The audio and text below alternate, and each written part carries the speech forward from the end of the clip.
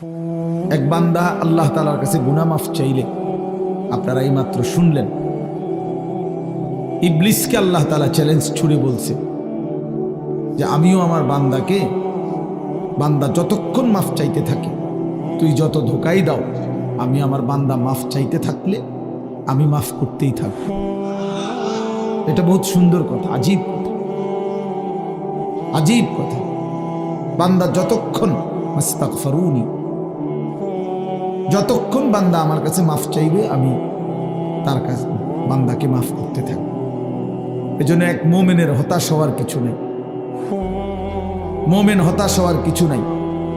ওয়াল্লাযীনা ইযা ফাআলু ফাহিশাতান আও যালামু আনফুসাহুম যাকারুল্লাহ ফাস্তাগফিরু লিযুনুবিহিম ওয়া মান ইয়াগফিরুয যুনুবা ইল্লাল্লাহ ওয়া লাম ইউসিররু আলা মা ফাআলু ওয়া হুম ইয়ালামুন।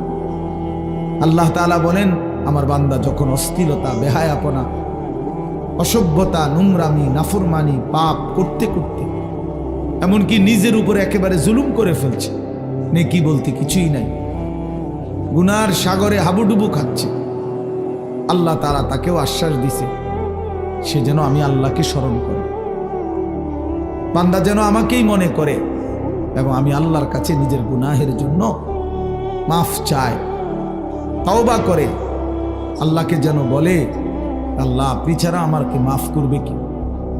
আর আমি জেনে বুঝে আর করব না, আমি ছেড়ে দিলাম।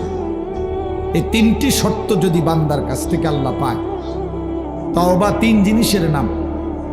পেছনের গুনাহ সমূলে ছেড়ে দেওয়া, কালউ মা কান, একদম গোড়া সহ গুনাহ সম্পূর্ণ ছেড়ে দেওয়া, আইয়াজিমা আন লা ইয়াউদা ইলাইহা আবাদান, এ কথার মজবুত সিদ্ধান্ত দেওয়া যে মাওলা এমন নাফরমানি আমি আর করব না। আর আইয়ান্দামা আলাইহা, লজ্জিত আর অনুতপ্ত হয়ে চোখের এক ফোঁটা পানি পেলে আল্লাহ তাআলার কাছে মাফ চাওয়া।